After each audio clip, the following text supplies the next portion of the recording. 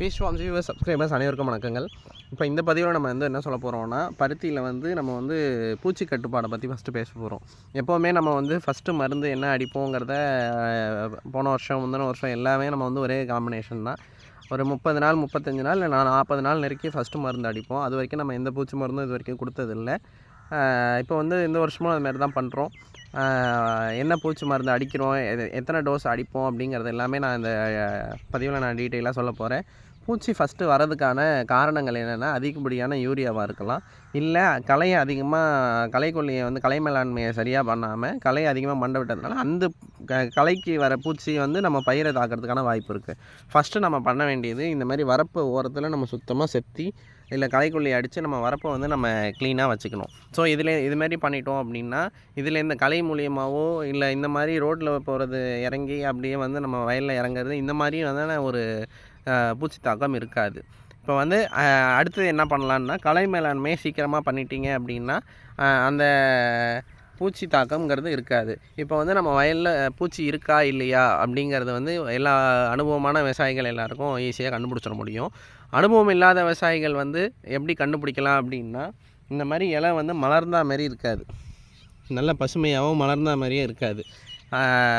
பசுமையாக இல்லை, கொஞ்சம் வெளுப்பாக இருக்குன்னா, ஒன்று நியூட்ரிஷன் டெஃபிஷியன்சி, இல்லை செடி இப்படி இலை இப்படி இருக்குது, இல்லை பின்னாடி மடங்கியிருக்கு அப்படின்னா அது பூச்சி தாக்கம் இருக்குது, நோய் தாக்கம் இருக்குது அப்படிங்கிறத நம்ம கண்டுபிடிச்சிடணும். இப்படி அப்படி அகண்டு இல்லாமல் இப்படி கப்பு மாதிரி வந்தாலே அது பூச்சி தாக்கம் இருக்குது அப்படிங்கிறத நீங்கள் புரிஞ்சுக்கணும்.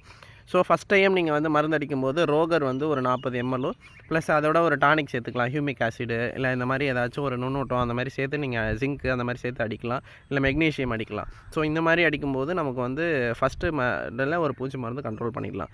அடுத்தது பாறை அணைச்ச பிறகு ஒரு தண்ணி விட்டதுக்கப்புறம் நம்ம பாறை அணைக்கும் போது கொஞ்சம் எரு அதிகமாக வைப்போம். ஸோ அந்த மாதிரி அதுலேயுமே சமவிகிதமாக வைக்கணும். அப்படி சமவிகிதமாக என்ன வைக்கலாம் அப்படிங்கிறதுக்கு பாறை அணைக்கிறதுக்குன்னு தனியாக ஒரு வீடியோ போடுறோம், நம்ம அதில் சொல்ல போகிறோம்.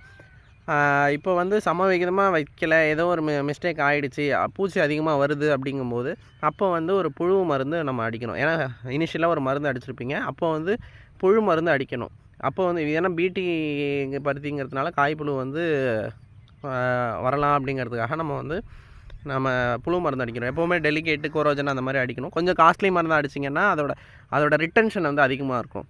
இப்போ விலை கம்மியாக ஒரு மருந்து அடித்து ஒரு 10 டேஸில் போகிறதுக்கு இன்னொரு மருந்து அடிக்கிற காஸ்ட்டுக்கு ஒரே மருந்தாக நீங்கள் டெலிகேட்டு கோரோஜனுங்கிற மாதிரி பிராண்டட் ஐட்டமாக அடிச்சிட்டிங்க அப்படின்னா அடுத்த ஒரு 30 நாளைக்கு உங்களுக்கு பூச்சி தொல்லை இருக்காது. ஸோ அந்த நேரத்தில் நீங்கள் மோஸ் வைக்கிறது, காய் பெருக்கிறது அந்த மாதிரி விஷயத்துலலாம் செடி தன்னைத்தானே நல்லா ஹெல்த்தியாக வச்சுக்கும். ஸோ அந்த மாதிரி நம்ம பார்த்துக்கணும். டெலிகேட் கோரோஜனுங்கிற மாதிரி பிராண்டட் இதாக போய்க்கணும். ஏன்னா பருத்திங்கிறது கேஷ் கிராப்பு. நம்ம எவ்வளோக்கு எவ்வளோ செலவு பண்ணுறோமோ அவ்வளோக்கு அவ்வளோ ரிட்டர்ன்ஸ் கொடுக்குற கிராப்பு. ஸோ நம்ம செலவு பண்ணுறதை கரெக்டாக பண்ணணும். எந்தெந்த டேஸில் என்னென்ன மாதிரி பண்ணணும் அப்படிங்கிறத பண்ணணும். இந்த மாதிரி புழு மருந்து அடிக்கிற நேரத்தில் போயிட்டு சும்மா ரோகர் அடிக்கிறது, இல்லை ஏதோ ஒரு மருந்து கொடுத்தாங்க அப்படின்னு சொல்லிட்டு வாங்கி அடிக்கிறது, ஸோ அந்த மாதிரிலாம் பண்ணக்கூடாது. நம்ம என்ன அடிக்கிறோங்கிறது நமக்கு தெரியணும். ஸோ அந்தளவுக்கு பார்த்துட்டு நம்ம பண்ணோம் அப்படின்னா பருத்தி மாதிரி கேஷ் கிராப் எந்த இதுவுமே கிடையாது. என்ன தான் நம்ம இது பண்ணாலும் பருத்தியில் ஒரே எம்ப்ளாயி ஷார்ட்டேஜ், வேஜர் ஷார்ட்டேஜ் மட்டும்தான் நமக்கு பிரச்சனையை தவிர மற்றபடி பருத்தி கரெக்டான ஃபார்முலாவில் கரெக்டாக பண்ணோம் அப்படின்னா இந்த மாதிரி ஆரோக்கியமான செடியை கொண்டு வரலாம். இன்னொன்று, புழு இருக்கா இல்லையா அப்படின்னு நம்ம தெரிஞ்சுக்கிறதுக்கு பருத்தி செடியில் எங்கேயாவது ஓட்டை இருக்கான்னு பார்க்கணும். அப்படி ஓட்டை இருந்துச்சு அப்படின்னா அதுக்குள்ள புழு இருக்குதுன்னு அர்த்தம். 1-2 புழு இருந்தால், 1-2 செடியில் இருந்தால் அதை நம்ம பெருசாக இது பண்ணிக்க வேணாம். ஏன்னா அது இயற்கையை சரி பண்ணிடும். அந்த 1-2 புழுவும் எப்படி வரும்னு பார்த்தீங்கன்னா, நம்ம பருத்தி விதையில் முன்னாடிலாம் பார்த்தீங்க அப்படின்னா ஒரு சின்ன பாக்கெட் போட்டிருப்பாங்க, அது நான் பிடிஸ். அது பூச்சி தாக்கம் ஈஸியாக வரும். நான் பிடிஸை இப்போ அது யாரும் போடுறது இல்லைன்னு அந்த பருத்தி விதையிலேயே கலந்துட்டாங்க. ஸோ தனி பாக்கெட்டாக வரதில்ல, அதிலே கலந்துட்டாங்க. ஸோ அந்த இது ஃபஸ்ட்டு பூச்சி தாக்கம் ஏற்படும். ஸோ 1-2 இதில் இருந்தீங்கன்னா நீங்கள் பயப்பட வேணாம்.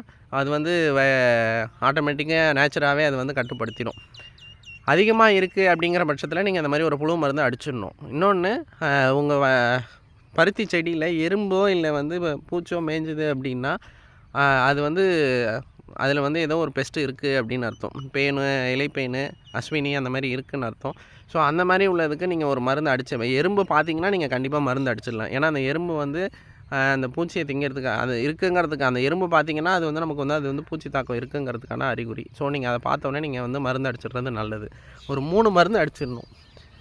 எப்படின்னு பார்த்தீங்கன்னா, ஃபஸ்ட்டு ஒரு பூச்சி மருந்து ப்ளஸ் அதில் வந்து ஒரு ஹியூமிக் அந்த மாதிரி ஒரு டானிக்கு. அடுத்தது பார்த்தீங்க அப்படின்னா புழுவுக்கு மருந்து. அடுத்தது ஒரு நுண்ணூட்டம்.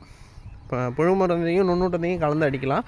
அப்படி இல்லாட்டி பூக்கிற நேரத்துக்கு பூ அதிகமாக வைக்கிறதுக்கு மோசு கொட்டாமல் இருக்கிறதுக்கு நீங்கள் வந்து ஒரு மருந்து அடிச்சிங்க அப்படின்னா ஒரு பெட்டர் ஈல்டு நீங்கள் எடுக்கலாம். கண்டிப்பாக பருத்திக்கு தேவையான நுண்ணூட்டங்கள் கொடுக்கணும். முக்கியமானது மெக்னீஷியம். நெல்லுக்கு எப்படி நம்ம ஜிங்க்கு முக்கியம்னு சொல்கிறோமோ அதே மாதிரி பருத்திக்கு வந்து மெக்னீஷியம் ரொம்ப முக்கியம். போரான் நீங்கள் அடிக்கிறதில் அந்த மோசு கொட்டாது, சப்பை வைக்கிறது கொட்டாது, காய் கொஞ்சம் நல்ல பருமனாக இருக்கும். பொட்டாஷ் முடிஞ்சதுன்னா லிக்விட் பொட்டாஷை நீங்கள் ஸ்ப்ரே பண்ணிங்க அப்படின்னா காய் பெருக்கிறது, எல்லா காயும் ஒரே சைஸாக இருக்கிறது அந்த மாதிரி இருக்கும். பஞ்சோட வெயிட் நிற்கிறது. ஸோ அந்த மாதிரிலாம் வந்து நம்மளால் சரி பண்ணிக்க முடியும். ஸோ இது எல்லாம் தான் நம்ம வந்து பூச்சி தாக்கத்துக்கான அறிகுறி. என்னென்ன மருந்து அடிக்கணும், எத்தனை மருந்து அடிக்கணும் அப்படிங்கிறதெல்லாம் நம்ம இதில் டீட்டெயிலாக சொல்லியிருக்கோம். பார்த்து தெரிஞ்சுக்கோங்க. செலவு பண்ணுறது முக்கியம் இல்லை, கரெக்டான நேரத்தில் கரெக்டான செலவு பண்ணோம் அப்படின்னா பருத்தியில் வந்து ஹையஸ்ட் ஈல்டு நம்மளால் எடுக்க முடியும். தொடர்ந்து நம்மளோட வீடியோஸை பார்த்துட்ருக்குறவங்க சப்ஸ்கிரைப் பண்ணுங்கள். நீங்கள் எந்த டிஸ்ட்ரிக்ட்லேருந்து பார்க்குறீங்க, என்ன வெரைட்டி போட்டிருக்கீங்க, நம்ம எப்போவுமே வீடியோஸ் போட்டிருக்கோம், என்ன சீடு போட்டிருக்கோம், என்னென்ன மருந்து அடிக்கிறோங்கிறத போட்டிருக்கோம். ஸோ நீங்கள் எந்த விதமான சீடு போட்டிருக்கீங்க, இதுக்கு முன்னாடி நீங்கள் ஏக்கருக்கு எத்தனை குவிண்டால்ஸ் எடுக்கிறீங்க அப்படிங்கிறதெல்லாம் போடுங்க. நமக்கு வந்து பார்த்திங்கன்னா ஏக்கருக்கு மினிமம் 21 குவிண்டால்ஸ்லேருந்து அதிகபட்சம் 25 to 26 குவிண்டால்ஸ் வரைக்கும் நம்ம எடுத்திருக்கோம். ரெக்கார்ட் பிரேக்காக பார்த்திங்கன்னா 33 குவிண்டால்ஸ் வரைக்கும், மாவுக்கு 11 குவிண்டால்ஸ், ஏக்கருக்கு 33 குவிண்டால்ஸ் வரைக்கும் நம்ம எடுத்திருக்கோம். ஸோ உங்களோட ஹையஸ்ட்டு ஈல்டு என்ன, லோவஸ்ட் ஈல்டு என்ன அப்படிங்கிறத நீங்கள் சொல்லுங்கள். இப்போ டெல்டாவில் பார்த்திங்கன்னா அது 2 ஈடாக எடுப்பாங்க. 2வது ஈடுக்காக ஒரு உரம் வைப்பாங்க. அது எப்போ வைக்கணும், என்ன உரம் வைக்கணுங்கிறத நான் தனி வீடியோவாக போடுறேன். அனைவருக்கும் நன்றி.